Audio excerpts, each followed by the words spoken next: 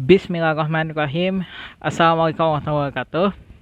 Ketemu lagi di channel gue di MH Channel. Sebelumnya gue mengucapin taqabbalallahu minna wa minkum wasyamakum. Mohon maaf lahir dan batin jika menurut kalian gue masih banyak salah-salah kepada lo, baik disengaja maupun tidak disengaja, terutama dalam proses gue membuat video di YouTube channel gue kali ini. Nah, sebelumnya juga jangan lupa like, comment, dan subscribe email YouTube channel. Semoga video kali ini bisa bermanfaat juga kepada lo semua, agar ini juga video juga bisa memberikan keberkahan. Apa yang gue buat video itu untuk memberikan pencerahan kepada kalian. Nah, oke, kita memaknai refleksi di hari pendidikan bertepatan dengan Hari Raya Idul Fitri, yaitu 1 Syawal 1443 Hijriah. Kita ingat banget ya, tanggal 2 Mei itu diperingati dengan Hardiknas, Hari Pendidikan Nasional. Kita juga ingat banget setelah sebulan penuh mengendalikan hawa nafsu terhadap mengendalikan hawa nafsu terhadap hal duniawi. Kita sebulan penuh untuk meraih ketakwaan. Sebulan penuh kita menyisihkan uang, misalnya untuk infak, untuk berbagi takjil dan sebagainya. Itu adalah salah satu hal yang luar biasa ketika Ramadan itu menjadi sebuah anugerah kepada umat manusia. Namun yang kita refleksikan di pendidikan sama Idul Fitri kali ini adalah bagaimana kita terus untuk mengupgrade, bagaimana kita untuk terus belajar, meraih ketakwaan, dan bagaimana kita terus membersihkan suci. Entah itu masih ada yang ganjeng kotor, bahkan bisa jadi Ramadan kita meskipun kita sudah maksimal, itu kita masih ada kotor dalam hati kita. Bayangkan teman-teman, bayangkan lu semua, Ramadan yang harusnya kita refleksikan untuk hidup maksimal. Maksimal dalam apa? Dalam meraih ketakwaan dan ibadah. Meraih ketakwaan bagaimana kita menyeru semua kebaikan. Pintu neraka ditutup rapat-rapat, pintu surga dibuka lebar. Bayangkan setiap apapun dalam kondisi puasa, pada saat sahur, pada saat menjelang buka, semua orang pengen berbondong-bondong minta doa gitu. Bahkan ketika kita membagi takjil, itu ada orang mendoakan kepada orang yang sebagai pemberi takjil itu semoga dianugerahi, semoga diberkahi. Namun, apakah akan bertahan ketika sudah mencapai Syawal? Apakah akan masih ada untuk melakukan maksiat ketika Ramadan sudah meninggalkan kita? Bayangkan teman-teman. Ramadan harusnya menjadi refleksi dalam kita meraih pendidikan dalam ketakwaan. Padahal ini juga refleksi pendidikan bagaimana kita memperoleh itu dengan akhlak nur karimah. Ada yang mengatakan akhlak itu tidak dipisahkan dengan yang namanya pendidikan. Karena bagaimanapun akhlak nomor 1. Kita ingat banget ada yang mengatakan adab sebelum ilmu. Makanya kenapa adab itu lebih tinggi dibandingkan ilmu. Bayangkan teman-teman, ketika misalkan adab ini sudah tergerus, adab kita sudah tenggelam, ya, bahkan mau dikemanain gitu, wajib pendidikan kita. Apalagi ini pendidikan berkaitan dengan kehidupan, untuk memperoleh ilmu supaya kita juga memperoleh suasana yang mana dengan hausnya dengan ilmu pengetahuan. Kita memang masih pakai ilmu. Namun kita juga tidak berhenti untuk belajar. Apalagi urusan ketakwaan.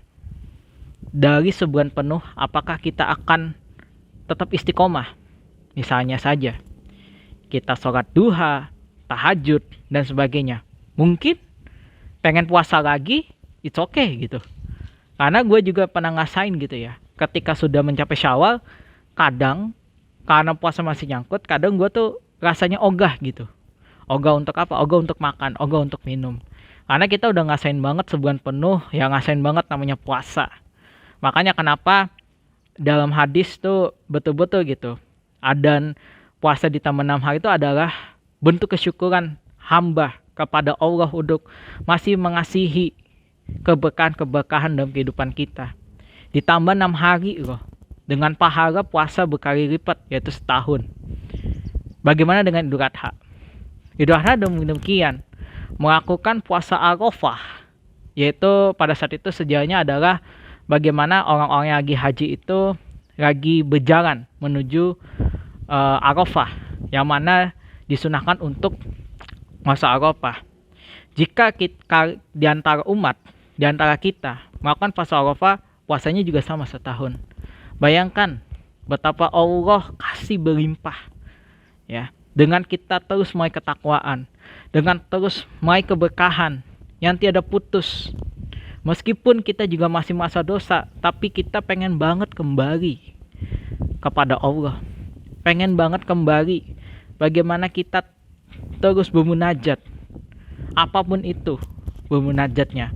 Kita zikir pagi petang, atau mungkin sholawat, murojaah dan sebagainya. Itu adalah bentuk kasih sayang hambanya kepada Allah. Kalau kita ingat dari Al-Baqarah ayat 183 itu adalah supaya menjadi orang bertakwa. Bagaimana sih mencari orang bertakwa?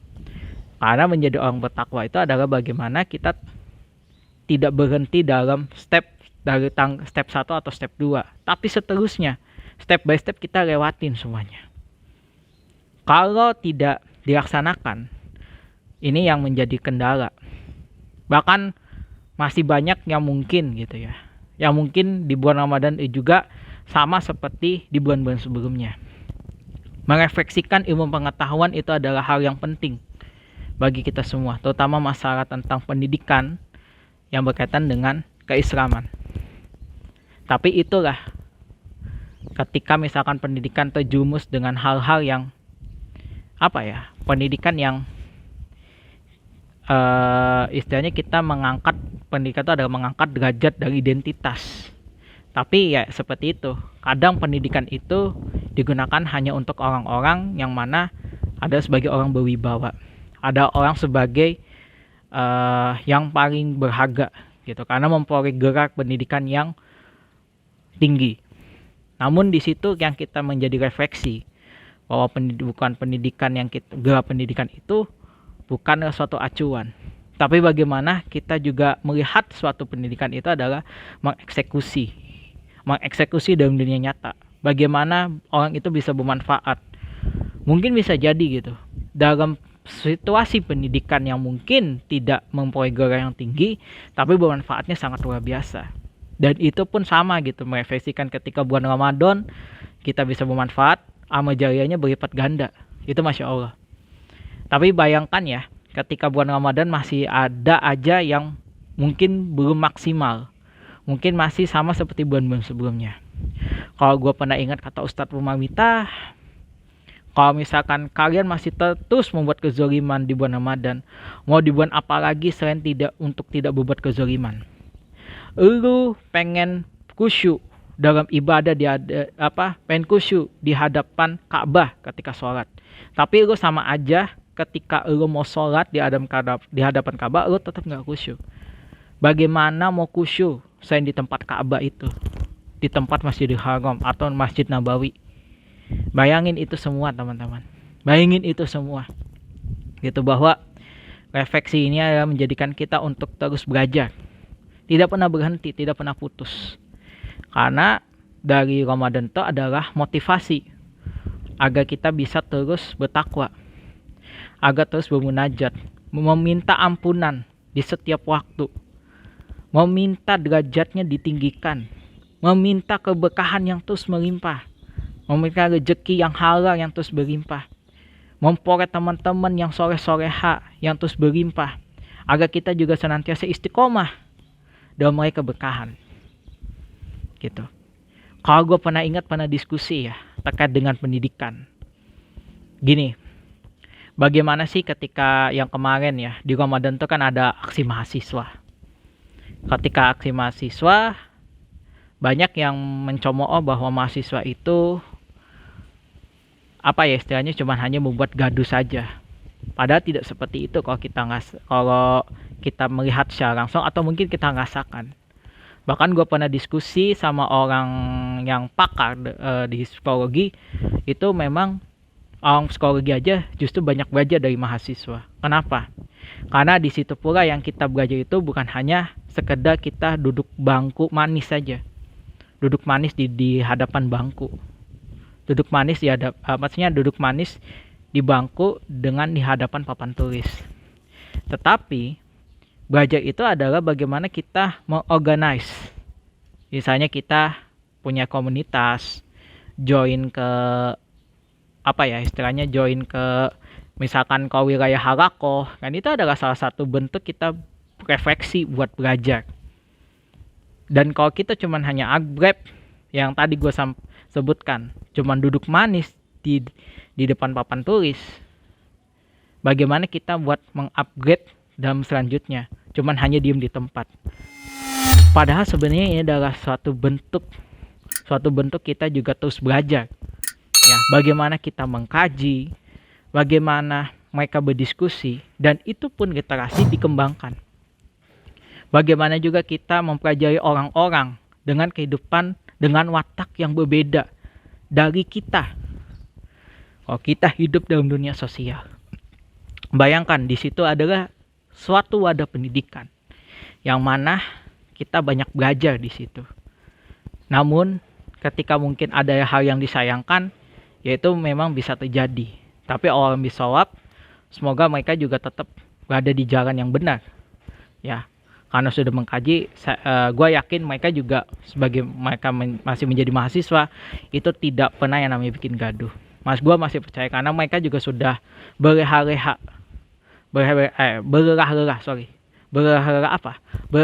mencari keridhaan Allah dengan literasi, dengan ilmu pengetahuan, dan terus belajar, mengkaji, riset, dan sebagainya. Tidak ada yang katanya meleha-leha atau rebahan sedikit pun. Dan bagaimana ketika misalkan orang memperoleh gelar tinggi, memperoleh gelar yang kayak gitu, yang mungkin PhD atau apapun, dan ini menjadi masalah gitu. Ketika dalam dunia psikologi, orang yang pengen udah mencapai gelar tinggi, itulah rentannya arogan. Lawannya arogan tuh di situ. Ketika sudah memperoleh gelar tinggi. Dan wajah dalam orang-orang yang bermanfaat dengan gelar tinggi itu juga menurut gue juga ya cuma hanya sekedar istilahnya perkataan-perkataan apa yang diucapkan gitu. Karena dia merasa punya gelar tinggi, akhirnya dia juga merasa itu adalah berwibawa. Padahal tidak seperti itu. Kalau kita merefleksikan dalam akidah, merefleksikan dalam ibadah, tidak memikirkan namanya gelar, meskipun itu gelar tinggi, anggap aja gelar itu adalah sebagai tanda kutip angin lalu gitu. Sebagai tanda kutip angin lalu itu adalah kita terus belajar, ya, kita terus mengasah, terus ketika ada yang baru ya kita terus gitu menggali apapun itu, menggali semua informasi-informasi yang mana kita belum pernah kita ketahui sebelumnya. Di situ adalah orang-orang yang meraih kemenangan. Kemenangan apa? Kemenangan untuk proses terus belajar, proses untuk memperoleh ilmu pengetahuan sebanyak-banyaknya, tanpa gaduh, tanpa menjatuhkan siapapun. Tapi ada tujuan satu, kalau tujuannya adalah untuk ibadah, yang mereka tidak memikirkan gitu gelar itu apa gitu. Ini adalah salah satu bentuk pendidikan yang luar biasa bagi gua. Kalau orang tidak memikirkan sebagai ya gua gelarnya ini loh, gua gelarnya itu loh gitu. Tapi kalau orang yang qanaah atau rendah hati, nggak pernah yang namanya memikirkan gelar meskipun itu gelar itu tinggi. Dan itu pun jadi refleksi gitu, bahwa belajar itu hanyalah seumur hidup. Bukan belajar itu berhenti di tempat gitu. Hal ini juga demikian kita meraih ketakwaan. Ketakwaan juga akan terus. Jika kita meraih cuman hanya pembelajaran dunia tapi pembelajaran nilai ketakwaan itu tidak ada, itu sama aja ibaratkan seperti seperti roda ada pasangan namun ada yang kempes satu. Ya, atau mungkin ada bannya bocor satu, dan itu pun pasti akan rasanya berat, rasanya ada beban. Seperti itu ketika misalkan kita meraih ilmu pengetahuan yang ada duniawi, namun kita tidak mempelajari refleksi ketakwaan. Gue ingat lagi Ustadz Umar Mita. Kita memperoleh misalkan ada yang beasiswa ke luar negeri, mungkin di Kolombia atau apa, tapi nilai keislaman tidak mempelajari, nilai keislaman alias zong tidak ada nothing gitu, istilahnya pengetahuannya masih nol, ya menurut gue inilah menjadi refleksi bahwa mereka masih kurang dalam hal urusan ketakwaan. Mereka bisa memperoleh pengetahuan yang mungkin mereka juga bisa memperoleh beasiswa, tapi ketakwaan itu masih nol. Itu ibaratkan ya tadi seperti roda yang mungkin mengalami salah satu bannya bocor gitu ya, jadi rasanya berat gitu, cuman hanya sekedar ya mau memperoleh duniawi, tapi mau untuk ilmu urusan akhirat itu tidak ada. Padahal sebenarnya itu jauh lebih penting, jauh lebih apa yang kita harus berpikirkan gitu. Terus juga kita ingat banget ya bahwa yang namanya dalam hal Ramadan, terus Ramadan sudah pergi, sekarang kita menyambut Syawal, itu ada sebenarnya Syawal itu adalah peningkatan. Bagaimana peningkatan ini kita terus tetap kita menjaga diri, jaim dalam artian ya kita tetap apa ya istilahnya tidak membuat kembali ke maksiat.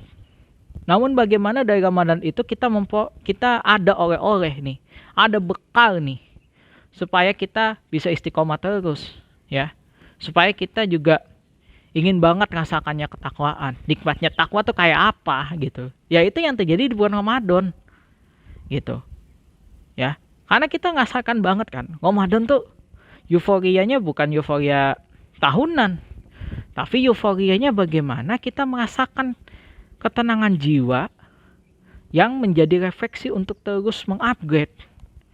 Setelah kita setelah bulan Ramadan mencapai Syawal, kita pengen banget terus bertakwa. Kita terus banget istilahnya kita masih banget yang namanya butuh Allah gitu ya. Kita nggak bisa hidup tanpa bantuan Allah. Padahal sebenarnya dalam urusan kehidupan Allah masih ngatur. Makanya kenapa ya ketika orang berpuasa yaitu setiap Allah akan berdoa, itu akan dikabulkan secara instan. Insya Allah dikabulkan secara instan. Makanya ini adalah satu refleksi bahwa supaya manusia itu betul-betul merasakan kenikmatan dalam ibadah, kenikmatan mulai keimanan, imannya di-chart lagi ya. Terus hati kita di-upgrade lagi ya. Bukan hanya upgrade aplikasi aja, tapi hati juga harus di-upgrade gitu. Kolbunya ini yang harus penting gitu. Kalau kolbu tidak dijaga, ini yang menjadi bahaya.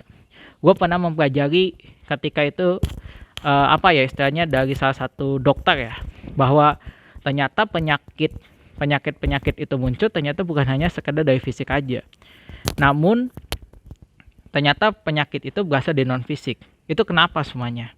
Nah itu yang tadi orang-orang mengalami depresi, orang-orang yang namanya tekanan tinggi atau insecure, yang artinya yang sekarang lagi fenomenal adalah mental health ya.